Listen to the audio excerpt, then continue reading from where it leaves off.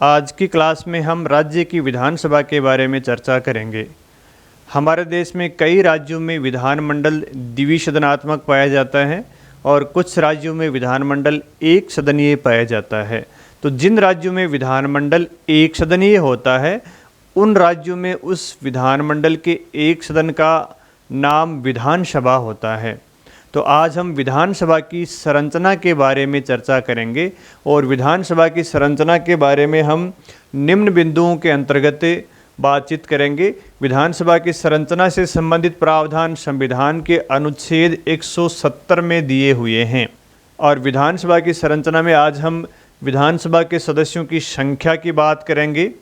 विधानसभा में कितने अधिकतम सदस्य हो सकते हैं, कितने न्यूनतम सदस्य होते हैं, संविधान में क्या प्रावधान किए गए हैं और राज्यों में उनकी संख्या कितनी है, इस बात पर चर्चा करेंगे। और दूसरी बात हम देखेंगे कि राज्यों को जो सीटें दी जाती हैं, राज्यों को विधानसभाओं की सीटें दी गई हैं, उन सीटों का आधार क्या है, किन किन राज्यों को कितनी सीटें दी गई हैं और किस आधार पर दी गई हैं। और तीसरी बात हम करेंगे राज्य विधानसभा के सदस्यों के निर्वाचन से संबंधित। और फिर हम देखेंगे प्रत्येक जनगणना के पश्चात विधानसभा की सीटों के पुनः समायोजन के बारे में। तो आज हम इन 4 बिंदुओं के बारे में चर्चा करेंगे। तो आइए सबसे पहले हम देखते हैं विधानसभाओं की सदस्य संख्या के बारे में संविधान में क्या प्रावधान किए गए हैं। अनुच्छेद 170(1) में विधानसभा के सदस्यों की संख्या के बारे में प्रावधान दिए गए हैं। तो अनुच्छेद 170(1) में विधानसभा के लिए न्यूनतम और अधिकतम सदस्य संख्या की बात की गई है कि किसी भी राज्य में विधानसभा के सदस्यों की संख्या अधिकतम कितनी हो सकती है और न्यूनतम सदस्य संख्या कितनी हो सकती है। तो संविधान में ये कहा गया कि किसी भी राज्य में विधानसभा के सदस्यों की संख्या अधिकतम तो 500 हो सकती है और न्यूनतम सदस्य संख्या कितनी हो सकती है, 60। किसी भी राज्य में विधानसभा के सदस्यों की संख्या 60 से कम नहीं हो सकती और अधिकतम संख्या कितनी हो सकती है, अधिकतम सदस्य संख्या हो सकती है 500। तो ये प्रावधान तो संविधान में किए गए हैं। अब हम ये देखेंगे कि भारत में जो विभिन्न राज्य हैं उनमें विधानसभा के सदस्यों की वास्तविक संख्या कितनी है। तो सबसे पहले अपन राजस्थान की बात करें तो राजस्थान में विधानसभा के सदस्यों की संख्या कितनी है। राजस्थान में विधानसभा के सदस्यों की संख्या वर्तमान में कितनी है, 200 है। तो ये तो आपको याद रखना ही रखना है। और उसके बाद में भारत में सर्वाधिक उत्तर प्रदेश के विधानसभा के सदस्यों की संख्या है। उत्तर प्रदेश में विधानसभा के सदस्यों की संख्या कितनी है, 403 पाई जाती है। और दूसरे नंबर पर आता है पश्चिमी बंगाल। पश्चिमी बंगाल में विधानसभा के सदस्यों की संख्या कितनी है, 294 है। महाराष्ट्र में 288 है। तो आपको कुछ 5-7 राज्यों की विधानसभा के सदस्यों की संख्या याद होनी चाहिए जिनकी अधिकतम सदस्य संख्या है और न्यूनतम सदस्य संख्या है। इसी प्रकार फिर बिहार की विधानसभा के सदस्यों की संख्या 243 है। बिहार में कितनी पाई जाती है, 243 है। तमिलनाडु में 234 पाई जाती है। ठीक है, तमिलनाडु में विधानसभा के सदस्यों की संख्या 234 है। तो ये 5 ऐसे राज्य हैं जिनमें सर्वाधिक विधानसभा के सदस्यों की संख्या पाई जाती है और राजस्थान में विधानसभा के सदस्यों की संख्या 200 है। फिर हम देखते हैं न्यूनतम संख्या। ये तो अधिकतम सदस्य संख्या हो गई। तो भारत में कुछ राज्य ऐसे हैं जिसमें विधानसभा के सदस्यों की संख्या 30 भी पाई जाती है, किसी में 32 है, किसी में 40 है। तो देखो, पुदुचेरी एक केंद्र शासित प्रदेश है। पुदुचेरी में विधानसभा के सदस्यों की संख्या कितनी है, 30 है। सिक्किम में विधानसभा के सदस्यों की संख्या कितनी पाई जाती है, सिक्किम में पाई जाती है 32। गोवा में कितनी है, गोवा में 40 और मिजोरम में भी विधानसभा के सदस्यों की संख्या कितनी है, 40 पाई जाती है। अब आपके मन में ये सवाल आ रहा होगा कि यहाँ तो मैं आपको बता रहा हूँ कि न्यूनतम सदस्य संख्या कितनी हो सकती है, 60 हो सकती है और मैं यहाँ पे बात कर रहा हूँ 30 की, 32 की, 40 की। तो ये कैसे हुआ। तो भारत में 1956 से लेकर 1963 तक जब राज्यों का पुनर्गठन हुआ था तो छोटे छोटे राज्यों का निर्माण हुआ था और उन राज्यों की जनसंख्या बहुत कम थी, इसलिए उन राज्यों के विधानसभा के सदस्यों की संख्या भी कम हो गई। क्योंकि विधानसभा में सदस्यों की संख्या का जो आवंटन किया गया है वो जनसंख्या के आधार पर किया गया है। और जिन राज्यों की हम बात कर रहे हैं, जैसे ये तो केंद्र शासित प्रदेश है, इसकी बात अलग है, सिक्किम हो गया, गोवा हो गया, मिजोरम हो गया, इन राज्यों की जनसंख्या बहुत कम है और जनसंख्या कम होने के कारण इनके विधानसभा के सदस्यों की संख्या भी कम ही होती है। तो इनके प्रावधान कहाँ किए गए हैं? फिर इनकी इतनी इतनी सदस्य संख्या होगी, ये प्रावधान कहाँ किए गए हैं? क्योंकि यहाँ तो संविधान के अनुच्छेद 170(1) में तो न्यूनतम सदस्य संख्या 60 बताई गई है। तो इन राज्यों के लिए फिर अनुच्छेद 371 में प्रावधान किया गया है कि इन जो छोटे राज्य हैं, जैसे यहाँ पे जो राज्य लिखे हुए हैं, इनके लिए विधानसभा के सदस्यों की संख्या न्यूनतम 30 से कम नहीं होगी। यानी सिक्किम के लिए विधानसभा की न्यूनतम सदस्य संख्या कितनी बताई गई है? 30 बताई गई है। गोवा के लिए न्यूनतम विधानसभा के सदस्यों की संख्या कितनी बताई गई है? 30 बताई गई है। इसी प्रकार मिजोरम के लिए विधानसभा के न्यूनतम सदस्य संख्या कितनी बताई गई है? 40 बताई गई है। और ये प्रावधान कहाँ किए गए हैं? ये प्रावधान अनुच्छेद 371 में किए गए हैं।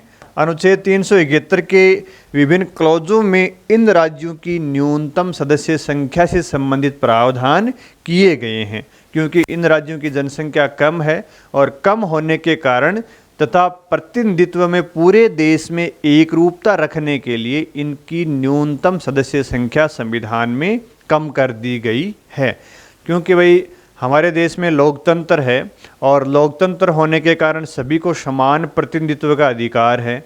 तो उत्तर प्रदेश में एक विधायक जितनी जनसंख्या का प्रतिनिधित्व करता है, उतने ही जनसंख्या का प्रतिनिधित्व गोवा या सिक्किम या मिजोरम का विधायक करना चाहिए।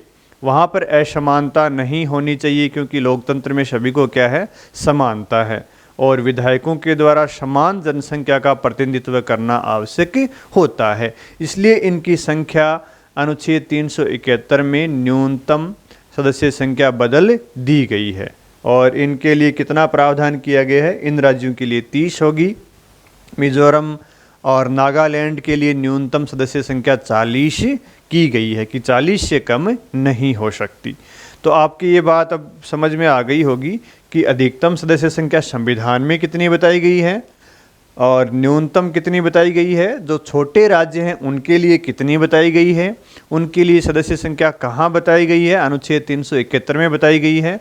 और वास्तविक रूप से कुछ बड़े राज्यों में और कुछ छोटे राज्यों में विधानसभा के सदस्यों की संख्या कितनी होती है। तो बड़े राज्यों में तो ये इतनी इतनी है और छोटे राज्यों में जैसे कि मैंने आपको बताया, पुदुचेरी में कितनी है? पुदुचेरी में 30 है, सिक्किम में 32 है, गोवा में वास्तविक संख्या कितनी है विधानसभा की? 40 है, मिजोरम में कितनी है? 40 है। तो ये भी आपको ध्यान में रखना है। तो पहली हमारी बात हो गई सदस्य संख्या की। इसमें अब आपको कोई कन्फ्यूज़न मेरे हिसाब से नहीं होना चाहिए।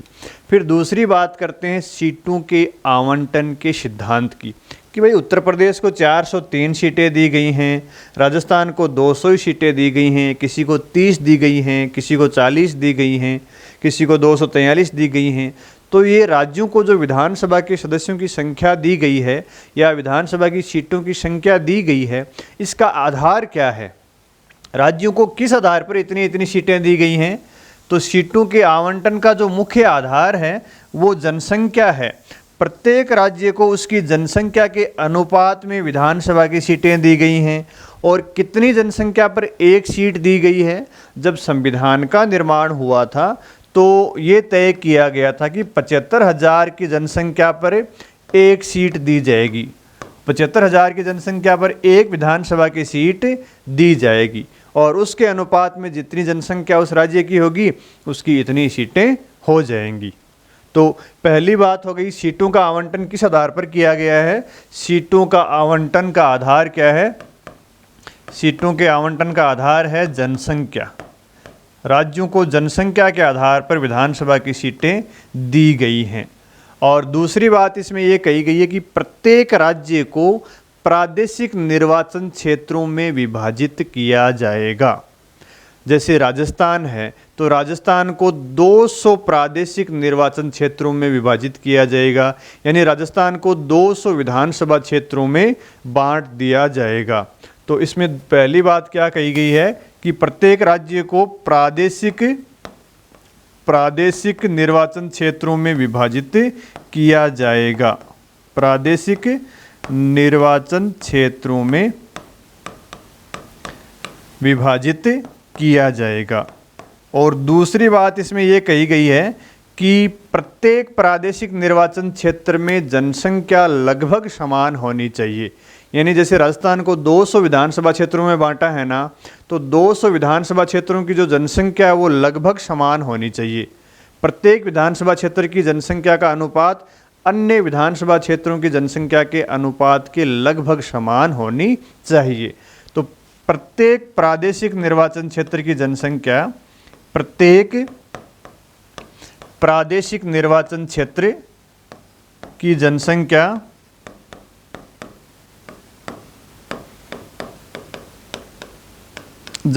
लगभग समान होनी चाहिए या समान अनुपात में होनी चाहिए। समान होनी, इस प्रकार किसी राज्य को प्रादेशिक निर्वाचन क्षेत्रों में बांटा जाएगा कि प्रत्येक प्रादेशिक निर्वाचन क्षेत्र, जिसको हम विधानसभा क्षेत्र बोलते हैं, उसमें जनसंख्या लगभग समान होनी चाहिए। तो ये बात भी अनुच्छेद 171 में ही कही गई है। तो इसको हम राजस्थान पे लगा के देखें तो राजस्थान को क्या किया जाएगा, प्रादेशिक निर्वाचन क्षेत्रों में विभाजित किया जाएगा। जैसे ये अपना राजस्थान है तो इसको 200 ऐसे विधानसभा क्षेत्रों में बांट दिया जाएगा। ठीक है, पहली बात तो ये हो गई। ये मैं आपको प्रतीकात्मक बता रहा हूँ, 200 संख्या यहाँ पे नहीं होगी। ये इस प्रकार पूरे प्रदेश को प्रादेशिक निर्वाचन क्षेत्रों में बांट दिया जाएगा। और इन प्रादेशिक निर्वाचन क्षेत्रों को क्या बोलते हैं, विधानसभा क्षेत्र बोलते हैं।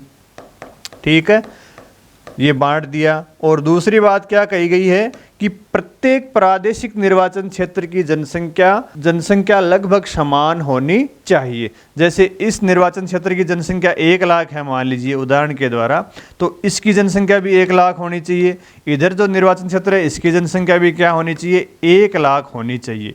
ये 1 लाख है नहीं वर्तमान में, मैं आपको उदाहरण के द्वारा बता रहा हूँ। वर्तमान में तो 2.5-3 लाख जनसंख्या प्रत्येक निर्वाचन क्षेत्र की हो रही है। तो इस प्रकार प्रत्येक निर्वाचन क्षेत्र की जनसंख्या लगभग समान होनी चाहिए।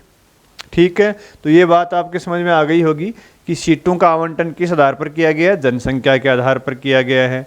और पूरे प्रदेश को प्रादेशिक निर्वाचन क्षेत्रों में बांटा जाएगा। प्रादेशिक निर्वाचन क्षेत्रों को अपन क्या बोलते हैं, विधानसभा क्षेत्र बोलते हैं। और प्रत्येक विधानसभा क्षेत्र की जनसंख्या समान होनी चाहिए। ठीक है, उसके बाद में आता है कि निर्वाचन की बात।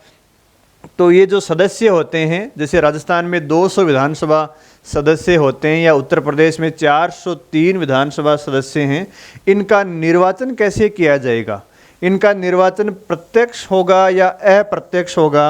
तो इनके निर्वाचन के लिए संविधान में ये प्रावधान किया गया है कि इनका निर्वाचन प्रत्यक्ष होगा। प्रत्यक्ष निर्वाचन का मतलब है इनका निर्वाचन जनता के द्वारा होगा।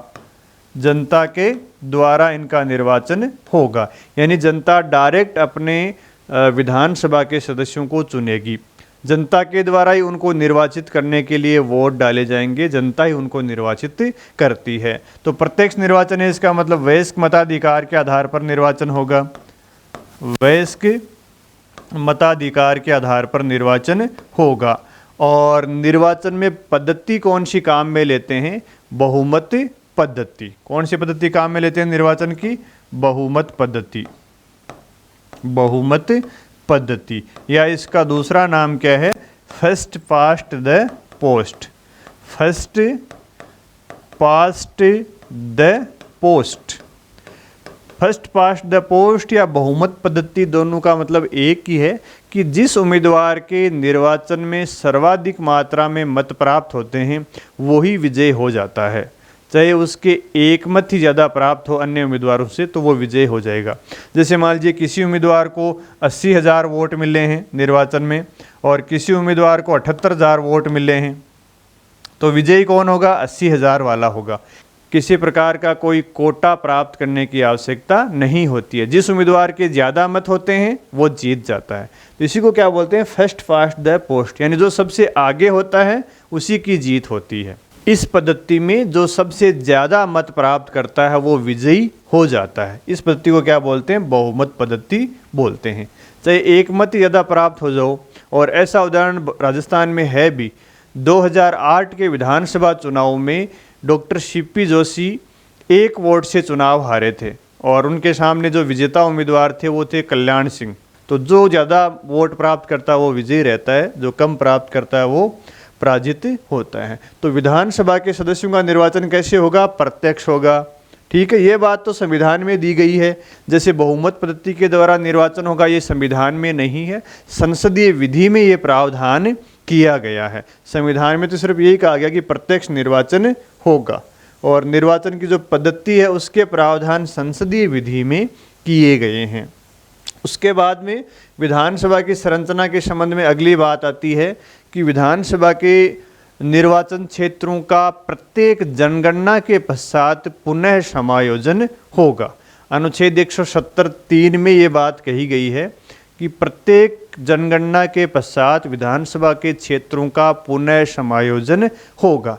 तो आइए समझते हैं कि पुनः समायोजन का अर्थ क्या होता है और पुनः समायोजन क्यों होता है और पुनः समायोजन कब होता है और कैसे पुनः समायोजन होता है। इसी बात को अब हम समझने का प्रयास करेंगे। तो विधानसभा क्षेत्रों का पुनः समायोजन भी अनुच्छेद 170(3) में पुनः समायोजन के 2 अर्थ होते हैं। पहला है कि विधानसभा की सीटों की संख्या में परिवर्तन। पुनः समायोजन का मतलब है विधानसभा की सीटों की संख्या में परिवर्तन, सीटों की या विधानसभा के सदस्यों की संख्या में परिवर्तन बोल सकते हैं, सीटों की संख्या में परिवर्तन। पहला अर्थ तो इसका ये होता है। और दूसरा अर्थ क्या होता है इसका? विधानसभा क्षेत्रों का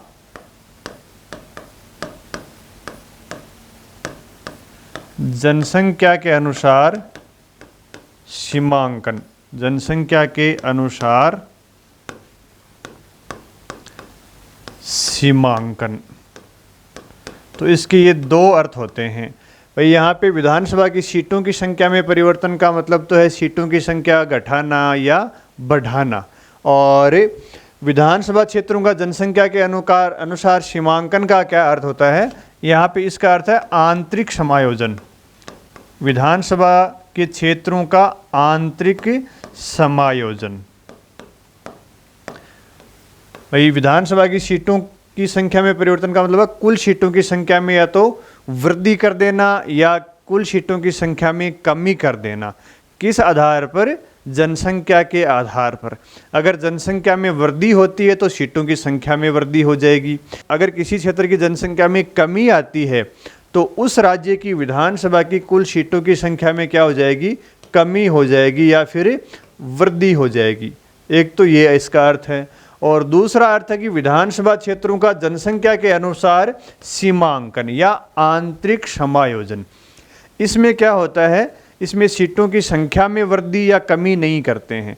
इसमें क्या करते हैं, जैसे इसका अर्थ है, जैसे हम 3-4 विधानसभा क्षेत्रों का उदाहरण लें। जैसे मान लीजिए एक फतेहपुर विधानसभा क्षेत्र है, फतेहपुर विधानसभा क्षेत्र है, एक लक्ष्मणगढ़ विधानसभा क्षेत्र है, या एक धोद विधानसभा क्षेत्र है, या फिर मान लीजिए मालवीय नगर विधानसभा क्षेत्र है, या एक टोंक विधानसभा क्षेत्र है।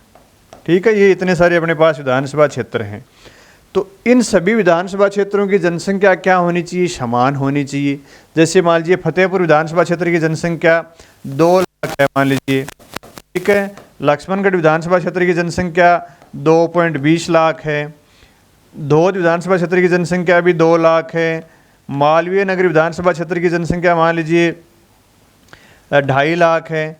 इस प्रकार इन विधानसभा क्षेत्रों की जो जनसंख्या अलग अलग हो जाती है। अब अलग अलग इसलिए होती है क्योंकि जनसंख्या वृद्धि कहीं ज़्यादा होती है, कहीं जनसंख्या वृद्धि कम होती है, या किसी क्षेत्र में जनसंख्या का माइग्रेशन हो जाता है। भाई जहाँ रोज़गार ज़्यादा होते हैं, जहाँ शिक्षण संस्थाएं होती हैं, वहाँ पे अन्य क्षेत्रों से जनसंख्या जाकर अपने रोज़गार के लिए और शिक्षा के लिए बस जाती है। इसके कारण विधानसभा क्षेत्रों की जनसंख्या में या तो कमी आती है या किसी विधानसभा क्षेत्र की जनसंख्या में वृद्धि होती है। तो इसके लिए फिर क्या करते हैं, इन विधानसभा क्षेत्रों का जनसंख्या के अनुसार पुनः समायोजन करते हैं, सीमांकन करते हैं। इसको क्या बोलते हैं, आंतरिक समायोजन। तो आंतरिक समायोजन कैसे करेंगे, जैसे हम ये मानते हैं कि भाई पूरे राजस्थान की जो विधानसभा क्षेत्र हैं इनमें प्रत्येक की जनसंख्या 2 लाख होनी चाहिए। प्रत्येक की जनसंख्या कितनी लाख होनी चाहिए, 2 लाख होनी चाहिए। तो यहाँ पे क्या है, 2 लाख है मान लीजिए इसकी तो, और लक्ष्मणगढ़ विधानसभा क्षेत्र की जनसंख्या 2,20,000 है। मान लीजिए यहाँ पे 20,000 जनसंख्या ज़्यादा है, तो इस 20,000 जनसंख्या ज़्यादा है, इसका कहाँ एडजस्टमेंट करेंगे, इसके कुछ क्षेत्र को तो क्या करेंगे, फतेहपुर में जोड़ देंगे, कुछ क्षेत्र को तो क्या करेंगे, फतेहपुर विधानसभा क्षेत्र में जोड़ देंगे, और कुछ विधानसभा क्षेत्र को धोद विधानसभा क्षेत्र में जोड़ देंगे। ठीक है, तो 2,20,000 जनसंख्या थी, अब इसकी जनसंख्या घटकर कितनी हो जाएगी, जैसे 7,000 जनसंख्या इधर जोड़ दी तो यहाँ की होगी 2,07,000, कुछ 7,000 जनसंख्या इधर जोड़ दी तो इसकी जनसंख्या कितनी होगी, 2,07,000 हो गई। तो फिर इसके पास भी कितनी जनसंख्या बच गई, 2,08,000। तो इस प्रकार तीनों विधानसभा क्षेत्र की जनसंख्या लगभग समान हो गई। भाई एकदम एग्जैक्टली समान तो नहीं हो सकती, 1,000, 2,000, 5,000 का अंतर हो सकता है, लेकिन इस प्रकार इन विधानसभा क्षेत्रों का पुनः सीमांकन करते हैं ताकि जो ज़्यादा जनसंख्या है उसको अन्य विधानसभा क्षेत्र में शामिल कर देते हैं, और जहां कम जनसंख्या है उस विधानसभा क्षेत्र का थोड़ा सीमांकन बढ़ा देते हैं, उसका आकार बढ़ा देते हैं, ताकि अन्य विधानसभा क्षेत्रों की जनसंख्या के अनुसार समानता बनी रहे। इस प्रकार प्रत्येक विधानसभा क्षेत्र का आंतरिक रूप से समायोजन करते हैं ताकि प्रत्येक विधानसभा क्षेत्र में जनसंख्या का अनुपात लगभग समान हो जाए। इसको क्या बोलते हैं, सीमांकन बोलते हैं या आंतरिक समायोजन बोलते हैं। भाई आंतरिक समायोजन में सीटों की संख्या में तो वृद्धि नहीं की गई है, जो हमारे पास जनसंख्या थी उसी जनसंख्या को इधर उधर एडजस्ट करके और सभी विधानसभा क्षेत्रों की जनसंख्या को लगभग बराबर कर देते हैं। तो पुनः समायोजन के ये 2 अर्थ हैं। अब आपकी ये बात समझ में आ गई होगी कि पुनः समायोजन का अर्थ क्या होता है। ठीक है, अब हम बात करेंगे कि पुनः समायोजन किया क्यों जाता है, इसकी क्या आवश्यकता पड़ती है। तो जैसा कि मैंने बताया कि पुनः समायोजन जनसंख्या में वृद्धि के कारण, जनसंख्या में कमी के कारण, या फिर माइग्रेशन के कारण। माइग्रेशन का अर्थ होता है जनसंख्या एक स्थान से उठकर दूसरे स्थान पर चली जाए। जैसे जो औद्योगिक क्षेत्र हैं वहाँ जनसंख्या ज़्यादा रहती है, जो नगर शैक्षणिक संस्थाओं में ज़्यादा आगे रहते हैं वहाँ पे जनसंख्या ज़्यादा रहती है, जहाँ रोज़गार ज़्यादा होते हैं जिस शहर में वहाँ जनसंख्या ज़्यादा होती है, और वो जनसंख्या कहीं न कहीं से तो आती है। तो जिस क्षेत्र से जनसंख्या आती है वहाँ जनसंख्या कम हो जाएगी, जहाँ जनसंख्या जाती है उस विधानसभा क्षेत्र में जनसंख्या वृद्धि हो जाती है। तो जनसंख्या की एकरूपता के लिए प्रत्येक विधानसभा क्षेत्र में समान जनसंख्या बनाए रखने के लिए क्या करते हैं, पुनः समायोजन करते हैं। और दूसरा इसका कारण है कि जैसे मैंने पहले भी बताया था कि हमारे यहाँ पे लोकतंत्र है और हमारे यहाँ पे प्रत्येक व्यक्ति को समान प्रतिनिधित्व मिलना चाहिए। तो सभी विधानसभा क्षेत्रों में जो विधायक होते हैं वो समान जनसंख्या का प्रतिनिधित्व करें। इस बात को भी पुनः समायोजन या आंतरिक समायोजन के द्वारा सुनिश्चित किया जाता है कि एक विधायक जितनी जनसंख्या का प्रतिनिधित्व यहाँ कर रहा है उतनी जनसंख्या का प्रतिनिधित्व लक्ष्मणगढ़ वाला विधायक करना चाहिए, उतनी जनसंख्या का प्रतिनिधित्व मालवीय नगर के विधायक के द्वारा किया जाना चाहिए। यानी विधायक के द्वारा जितनी जनता का प्रतिनिधित्व किया जाता है वो पूरे राज्य में लगभग समान होना चाहिए। ऐसा नहीं होना चाहिए कि कहीं तो एक विधायक 2.5 लाख जनसंख्या का प्रतिनिधित्व कर रहा है और कहीं एक विधायक 1,80,000 जनसंख्या का प्रतिनिधित्व कर रहा है। इस असमानता को खत्म करने के लिए पुनः समायोजन किया जाता है। तो ये दूसरी बात भी आपके समझ में आ गई होगी कि पुनः समायोजन क्यों किया जाता है। ठीक है, फिर तीसरी बात आती है कि पुनः समायोजन कब किया जाता है। तो पुनः समायोजन प्रत्येक जनगणना के बाद में किया जाएगा। कब किया जाएगा? प्रत्येक जनगणना के बाद में किया जाएगा। प्रत्येक जनगणना के बाद में, प्रत्येक जनगणना के पश्चात पुनः समायोजन किया जाएगा। फिर अगला बिंदु आता है कि पुनः समायोजन कैसे किया जाएगा। पुनः समायोजन तय करने की प्रक्रिया और पुनः समायोजन किस प्राधिकारी के द्वारा किया जाएगा, किस संस्था के द्वारा किया जाएगा, ये संसद विधि बनाकर तय करेगी। तो पुनः समायोजन कैसे होगा ये तय कौन करेगा, ये संसदीय विधि के द्वारा तय किया जाएगा। पुनः समायोजन कैसे होगा ये कौन तय करेगा, ये संसदीय विधि के द्वारा तय किया जाएगा। संसद कानून बनाकर तय करेगी कि पुनः समायोजन कौन करेगा और कैसे करेगा। तो क्या भारत में पुनः समायोजन के लिए संसद के द्वारा विधि बनाई गई है क्या? संसद के द्वारा विधि बनाई गई है और उस विधि का क्या नाम है, जन प्रतिनिधित्व अधिनियम, जन प्रतिनिधित्व अधिनियम 1950, जन प्रतिनिधित्व अधिनियम 1950। इस विधि में ये तय किया गया है कि भारत में पुनः समायोजन विधानसभा के क्षेत्रों का और लोकसभा के क्षेत्रों का कौन करेगा। तो इस विधि में एक आयोग के गठन करने की बात की गई है। यानी संविधान ने तो पुनः समायोजन करने की प्रक्रिया और प्राधिकारी तय करने का अधिकार किसको दिया है, संविधान ने तो ये अधिकार संसद को प्रदान कर दिया कि संसद विधि बनाकर तय करेगी। तो संसद ने विधि बना दी और विधि का क्या नाम है, जन प्रतिनिधित्व अधिनियम 1950 है। इस विधि में उस प्राधिकारी के बारे में प्रावधान किए गए हैं और जिस रीति से, जिस तरीके से वो पुनः समायोजन करेगा उस तरीके का वर्णन किया गया है। तो इस विधि में कौन से प्राधिकारी का वर्णन किया गया है, इस विधि में परिसीमन आयोग का प्रावधान किया गया है। इस विधि में एक परिसीमन आयोग गठित करने की बात की गई है। विधानसभा की सीटों की संख्या में परिवर्तन और विधानसभा क्षेत्रों का आंतरिक समायोजन ये परिसीमन आयोग करेगा, जिसका गठन समय समय पर राष्ट्रपति के द्वारा किया जाता है। तो पहले तो एक बार हम ये देख लेते हैं कि परिसीमन आयोग क्या होता है, इसके कार्य क्या होते हैं। परिसीमन आयोग के ये दोनों कार्य होते हैं। परिसीमन आयोग क्या करेगा, प्रत्येक जनगणना के पश्चात परिसीमन आयोग का जब गठन किया जाता है तो परिसीमन आयोग जनसंख्या के आधार पर सीटों की संख्या में परिवर्तन करता है। या तो सीटों की संख्या को बढ़ा देगा या सीटों की संख्या में कमी कर देगा, वो जनगणना के अनुसार करता है।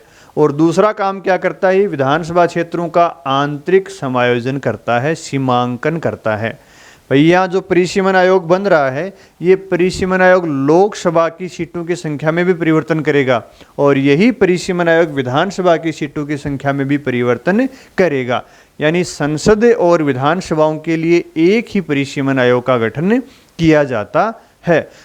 अब थोड़ा सा परिसीमन आयोग के बारे में जान लेते हैं कि परिसीमन आयोग में कौन कौन लोग शामिल होते हैं। परिसीमन आयोग में एक तो सुप्रीम कोर्ट के जज होते हैं, सुप्रीम कोर्ट के कोई सेवानिवृत्ति जज होते हैं, और एक इसमें भारत के निर्वाचन आयुक्त होते हैं, भारत के निर्वाचन आयुक्त होते हैं, और एक सदस्य इसके होते हैं राज्यों के निर्वाचन आयुक्त, राज्य के निर्वाचन आयुक्त होते हैं।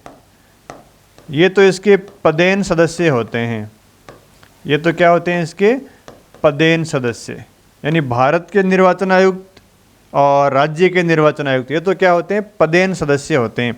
और पदेन सदस्य का अर्थ आप जानते होंगे, पदेन सदस्य होने का मतलब होता है एक पद मिलने पर दूसरा पद अपने आप ही मिल जाए।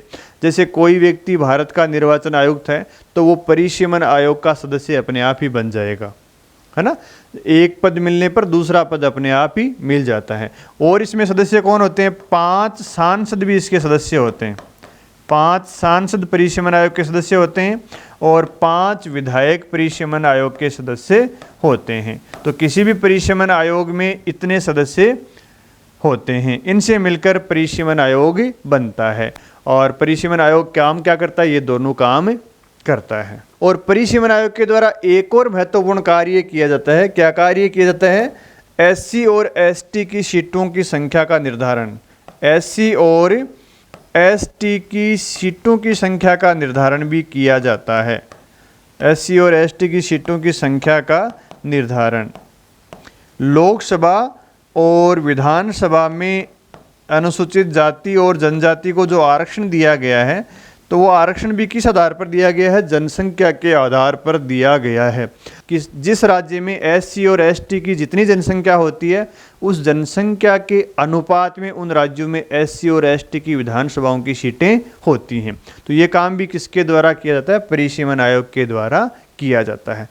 अब हम ये देखेंगे कि क्या भारत में परिसीमन आयोग का गठन किया गया है क्या, और किया गया है तो कब कब किया गया है और उनके द्वारा क्या क्या काम किए गए हैं। तो आइए देखते हैं भारत में परिसीमन आयोग। तो भारत में अब तक 4 बार परिसीमन आयोग का गठन किया जा चुका है। 1952 में, 1963 में, 1973 में और 2002 में। पहला परिसीमन आयोग गठित किया 1952 में, दूसरा परिसीमन आयोग गठित किया गया था 1963 में, तीसरा परिसीमन आयोग गठित किया गया 1973 में और चौथा परिसीमन आयोग गठित किया गया था 2002 में। अब आपके मन में ये सवाल आ रहा होगा कि 1973 के बाद में 2002 तक परिसीमन आयोग का गठन क्यों नहीं किया गया? तो इस बात को हम बाद में समझेंगे, पहले इन परिसीमन आयोगों के बारे में जान लेते हैं। 1952 में जो पहला परिसीमन आयोग गठित किया गया था, इस परिसीमन आयोग ने 2 महत्वपूर्ण कार्य किए थे। क्या क्या कार्य किए थे? एक तो विधानसभाओं की सीटों की संख्या में परिवर्तन किया गया। अब यहाँ परिवर्तन का मतलब है वृद्धि करना भी और कमी करना। जिस राज्य की जनसंख्या वृद्धि हो गई है तो उस राज्य में सीटों की संख्या में भी वृद्धि हो जाएगी, और अगर किसी राज्य की जनसंख्या में कमी आई है तो वहाँ सीटों की संख्या भी कम हो जाएगी। और दूसरा कार्य किया गया था विधानसभा क्षेत्रों का सीमांकन। 1952 में जिस परिसीमन आयोग का गठन किया गया था, इसने 1951 की जनगणना के आधार पर परिसीमन किया था। ठीक है, और इसके द्वारा ये दोनों कार्य किए गए थे, ये कार्य भी किया और ये कार्य भी इसके द्वारा किया गया था। उसके बाद में दूसरा जो परिसीमन आयोग था उसका गठन 1963 में किया गया था। हालांकि ये इसके लिए जो अधिनियम बना था, संसद इसके लिए जो अधिनियम बनाया था वो तो 1962 में ही बना था, लेकिन परिसीमन आयोग का गठन 1963 में किया गया है। तो दूसरा परिसीमन आयोग बना था 1963 में। किस जनगणना के आधार पर परिसीमन किया था? 1961 की जनगणना के आधार पर परिसीमन कर दिया। इस परिसीमन आयोग ने भी ये दोनों कार्य किए थे, यानी विधानसभा की सीटों की संख्या में वृद्धि या कमी की थी और आंतरिक समायोजन भी क्षेत्रों का जनगणना के आधार, जनसंख्या के आधार पर किया था। फिर तीसरा परिसीमन आयोग बना था 1973 में, और इस परिसीमन आयोग ने किस जनगणना के आधार पर परिसीमन किया था? 1971 की जनगणना के आधार पर परिसीमन किया था, और इसके द्वारा भी ये दोनों कार्य किए गए थे, सीटों की संख्या में परिवर्तन और आंतरिक समायोजन भी किया गया था। ठीक है, यहाँ तक बात समझ में आ गई। इसके बाद में देखो 1973 के बाद में 2002 तक किसी परिसीमन आयोग का गठन नहीं किया गया था। तो इसका कारण क्या है, इतना गैप क्यों आया, इस बात को हम अब समझने का प्रयास करते हैं। तो आप जानते हो भारत में जनसंख्या वृद्धि हो रही है। आप जानते हो भारत में 1971 के बाद में उत्तर भारत और दक्षिणी भारत में जनसंख्या वृद्धि में भारी असमानता उत्पन्न हो गई थी। उत्तर भारत के लोगों ने खूब जनसंख्या वृद्धि की थी, लेकिन दक्षिणी भारत के लोगों ने जनसंख्या वृद्धि पर नियंत्रण स्थापित कर लिया था। तो इसके कारण दोनों जो क्षेत्र हैं उत्तर भारत और दक्षिण भारत में जनसंख्या में असमानता उत्पन्न हो गई। तो अगर इसके बाद में परिसीमन करते तो लोकसभा में और विधानसभा की सीटों की संख्या में उत्तर भारत के राज्यों में तो वृद्धि हो जाती, कि अच्छा काम किया था उनको वहाँ पे नुकसान होता, उनकी लोकसभा की सीटों की संख्या भी घट जाती और विधानसभा की सीटों की संख्या भी घट जाती। यानी जिन्होंने जनसंख्या वृद्धि की उनको फ़ायदा मिलता, जिन्होंने जनसंख्या वृद्धि पर नियंत्रण किया उनको नुकसान उठाना पड़ता। इसलिए इंदिरा गांधी के द्वारा 42वां संविधान संशोधन 1976 में ये प्रावधान कर दिया था कि सन 2000 तक लोकसभा की और विधानसभा की सीटों की संख्या में कोई परिवर्तन नहीं किया जाएगा। यानी विधानसभा और लोकसभा की सीटों की संख्या में परिवर्तन करने पर सन 2000 तक क्या लगा दी? रोक लगा दी। और रोक कौन से संविधान संशोधन के द्वारा लगाई थी? 42वें संविधान संशोधन, जो कि 1976 में हुआ था। इसके द्वारा सन 2000 तक सीटों की संख्या में परिवर्तन करने पर रोक लगा दी। इसका मतलब ये हुआ कि 73 के बाद में सन 2000 तक कोई परिसीमन आयोग का गठन नहीं किया जाएगा। क्यों? क्योंकि संसद ने संविधान संशोधन करके इस पर रोक लगा दी। संविधान संशोधन के द्वारा जो प्रतिबंध लगाया गया ये तो सन 2000 तक था। जब 2000 आ गया तो संसद के द्वारा संविधान में फिर संशोधन कर दिया और संसद के द्वारा 84वां संविधान संशोधन सन 2002 पारित किया। और इसमें क्या कहा कि इसमें सन 2026 तक लोकसभा और विधानसभा की सीटों की संख्या पर परिवर्तन करने पर वापस रोक लगा दी। तो 42वें संविधान संशोधन के द्वारा सीटों की संख्या में वृद्धि करने पर जो रोक सन 2000 तक लगाई थी, 84वें संविधान संशोधन 2002 द्वारा ये रोक सन 2026 तक बढ़ा दी। इसका मतलब ये हुआ कि अब 2026 तक लोकसभा की सीटें और विधानसभा की सीटों की संख्या में कोई परिवर्तन नहीं किया जाएगा। और 84वें संविधान संशोधन द्वारा एक प्रावधान और जोड़ दिया। ये तो पहला प्रावधान किया था। दूसरा प्रावधान क्या किया कि विधानसभा की सीटों का जो आंतरिक समायोजन है, ये आंतरिक समायोजन 1991 की जनसंख्या के आधार पर कर सकते हैं। 1991 की जनसंख्या के आधार पर तो क्या कर सकते हैं? आंतरिक समायोजन कर सकते हैं, आंतरिक समायोजन। लेकिन विधानसभा की सीटों की संख्या पर क्या रहेगी? रोक रहेगी। इसके बाद में संसद के द्वारा एक संविधान संशोधन और पारित किया गया, जो 87वां संविधान संशोधन था। ये 2003 में पारित किया गया। इसमें क्या कहा गया था? इसमें इस जो जनगणना थी इसको परिवर्तित कर दिया और इसमें कहा गया कि विधानसभा की सीटों का जो आंतरिक समायोजन है, ये आंतरिक समायोजन सन 2001 की जनगणना के आधार पर किया जाएगा। 2001 की जनगणना के आधार पर क्या काम किया जाएगा? सीटों का आंतरिक समायोजन किया जाएगा। ठीक है, तो ये 3 ऐसे संविधान संशोधन थे सन 2026 तक विधानसभा की सीटों की कुल संख्या में परिवर्तन करने पर रोक लगाते हैं। लेकिन इनके द्वारा जो आंतरिक समायोजन है उस पर कोई प्रतिबंध नहीं लगाया गया था। तो चौथा जो परिसीमन आयोग बना था, इस परिसीमन आयोग के द्वारा ये कार्य तो नहीं किया गया था, क्योंकि इस कार्य पर तो प्रतिबंध लगाया हुआ था। और प्रतिबंध कब तक लगाया हुआ था? 2026 तक लगाया हुआ था। यानी 2026 तक विधानसभा की सीटों की संख्या में कोई परिवर्तन नहीं किया जाएगा। 84वें संविधान संशोधन के द्वारा ये प्रावधान किया था। इसलिए चौथा जो परिसीमन आयोग बना था, इसके द्वारा ये काम नहीं किया गया। बाकी तीनों जो परिसीमन आयोग थे उन्होंने ये दोनों काम किए थे। ठीक है, तो चौथे परिसीमन आयोग के द्वारा क्या काम किया गया था? तो चौथे परिसीमन आयोग के द्वारा ये काम किया गया था। चौथे परिसीमन आयोग ने विधानसभा क्षेत्रों का सीमांकन किया था, आंतरिक समायोजन किया था। और आंतरिक समायोजन क्यों किया? क्योंकि जनसंख्या कहीं ज़्यादा हो गई, किसी क्षेत्र में जनसंख्या कम हो गई, तो जनसंख्या का समान अनुपात करने के लिए चौथा परिसीमन आयोग का गठन किया, जिसने सिर्फ आंतरिक समायोजन का ही कार्य किया। यानी सभी विधानसभा क्षेत्रों में जनसंख्या को समान बनाने का ये प्रयास इन्होंने किया। विधानसभा क्षेत्रों का आंतरिक समायोजन ही किया, यानी प्रत्येक विधानसभा क्षेत्र की जनसंख्या को समान इनके द्वारा बनाया गया। इनके द्वारा विधानसभा की सीटों की संख्या में परिवर्तन नहीं किया।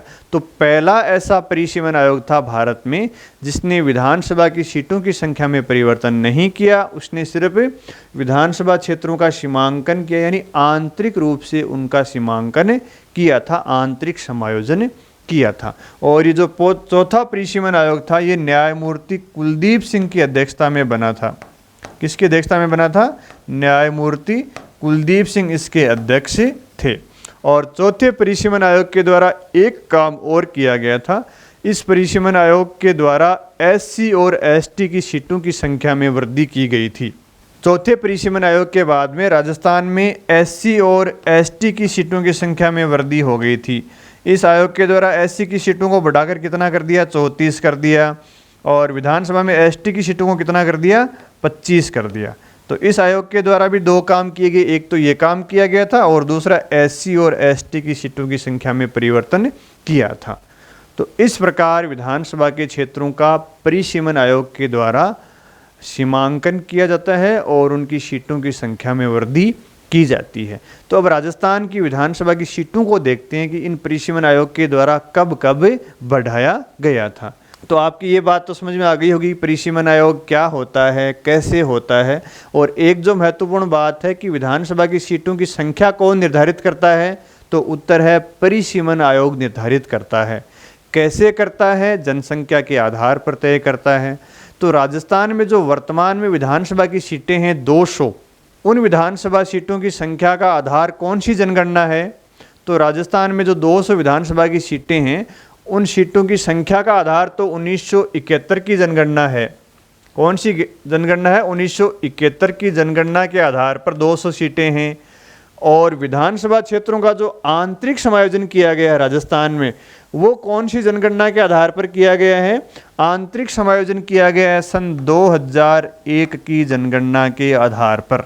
वर्तमान में राजस्थान में विधानसभा की सीटों की संख्या कौन सी जनगणना के आधार पर तय की गई है? 1971 की जनगणना के आधार पर। और आंतरिक समायोजन किस जनगणना के आधार पर तय किया गया है? वो सन 2001 की जनगणना के आधार पर तय किया गया है। तो अब देखते हैं राजस्थान में परिसीमन आयोग के द्वारा कब कब सीटों की संख्या में वृद्धि की गई है। राजस्थान की जो पहला विधानसभा का चुनाव हुआ था 1952 में, तो 1952 में राजस्थान में विधानसभा की सीटों की संख्या थी 160। ठीक है। उसके बाद में 1956 में राजस्थान में विधानसभा के सदस्यों की संख्या बढ़कर कितनी हो गई? 1956 में विधानसभा के सदस्यों की संख्या बढ़कर हो गई 160 और इसमें 30 सदस्य और मिल गए, तो ये कितनी हो गई? 190 हो गई। तो ये 30 सदस्य कहाँ से आए?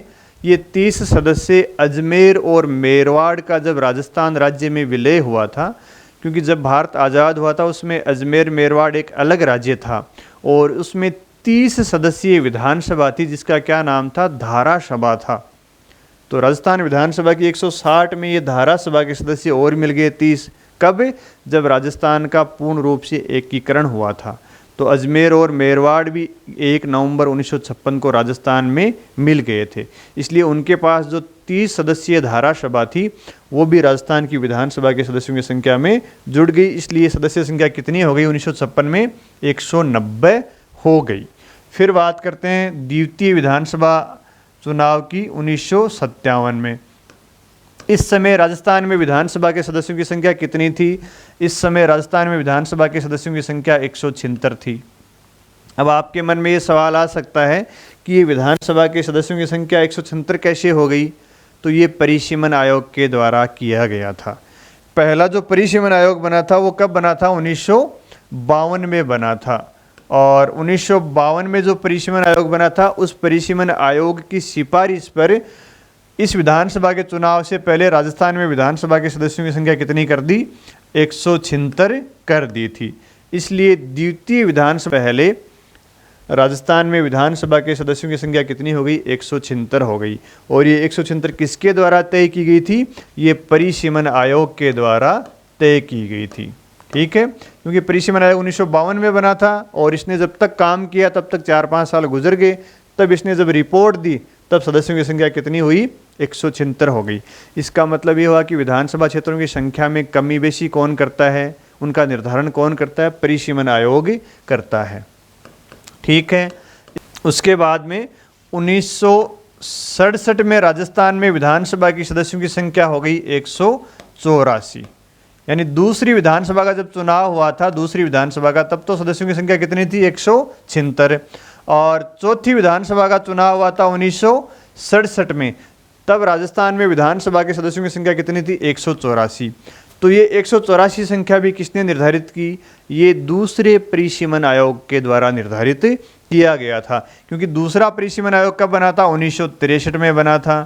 और इस परिसीमन आयोग की रिपोर्ट के आधार पर राजस्थान में विधानसभा के सदस्यों की संख्या कितनी निर्धारित की गई थी? 184 की गई थी। ठीक है। और फिर 1977 में राजस्थान में विधानसभा के सदस्यों की संख्या कितनी हो गई? बढ़कर 200 हो गई। तो राजस्थान के 1977 में जो 6वां विधानसभा का चुनाव हुआ था उसमें सदस्य संख्या कितनी हो गई? 200 हो गई। ये किसने की थी? ये 1973 में जो परिसीमन आयोग बना था, इस परिसीमन आयोग ने राजस्थान की जनसंख्या के आधार पर सीटों की संख्या बढ़ाकर कितनी कर दी? 200 कर दी। तो जब 6वीं विधानसभा का चुनाव हुआ था तब तो राजस्थान में विधानसभा सदस्यों की संख्या 200 थी। 4थी विधानसभा का चुनाव हुआ था तब कितनी थी? 184 थी। और दूसरी विधानसभा का जब चुनाव हुआ तब कितनी सदस्य संख्या थी? 176 थी। तो उसके बाद में राजस्थान में विधानसभा के सदस्यों की संख्या में परिवर्तन नहीं हुआ। क्यों नहीं हुआ? क्योंकि उसके बाद में परिसीमन आयोग का गठन 2002 में किया गया और 2002 में जो परिसीमन आयोग बना था इसने ये काम तो किया ही नहीं था। इसने तो सिर्फ कौन सा काम किया था? ये काम किया था। यानी 2002 में जो परिसीमन आयोग बना था इसने विधानसभा की सीटों की कुल संख्या में कोई परिवर्तन नहीं किया। क्यों नहीं किया? 87वें संविधान संशोधन द्वारा विधानसभा की सीटों की संख्या में परिवर्तन करने पर सन 2026 तक रोक लगाई थी। इसलिए चौथा जो परिसीमन आयोग बना था 2002 में, इसने राजस्थान में विधानसभा की सीटों की संख्या में कोई परिवर्तन नहीं किया था। इसने सिर्फ एक ही काम किया था, ये आंतरिक समायोजन किया था। ठीक है। और SC ST की सीटों की संख्या में परिवर्तन किया था। वर्तमान में राजस्थान में विधानसभा की सीटें कौन सी जनगणना के आधार पर निर्धारित हैं? तो उत्तर है 1971 की जनगणना के आधार पर। क्योंकि 1973 में जो परिसीमन आयोग बना था इसने कौन सी जनगणना को आधार बनाया था? 1971 की जनगणना को आधार बनाया था। और राजस्थान में 200 विधानसभा क्षेत्रों का जो आंतरिक समायोजन किया गया है उसका आधार कौन सी जनगणना है? उसका आधार 2001 की जनगणना है। क्योंकि 2001 की जनगणना के आधार पर 2002 में जो परिसीमन आयोग बना था उसने आंतरिक समायोजन किया था। तो आपको ये बात भी ध्यान में रखनी है कि राजस्थान में विधानसभा की सीटें कब कब कितनी थी, इनके बारे में कई बार प्रश्न पूछे जाते हैं। तो 6वीं विधानसभा के दौरान 200, चौथी विधानसभा के दौरान 184 1967 में, ये सन भी आपको याद रखने हैं। पहली विधानसभा के दौरान 160 थी और 1956 में बढ़कर 190 हो गई। क्योंकि 30 विधानसभा की सीटें जो अजमेर और मेरवाड़ की धारा सभा की थी वो भी राजस्थान के एकीकरण के कारण राजस्थान में मिल गई थी। इसलिए सदस्य संख्या कितनी हो गई? 190 हो गई।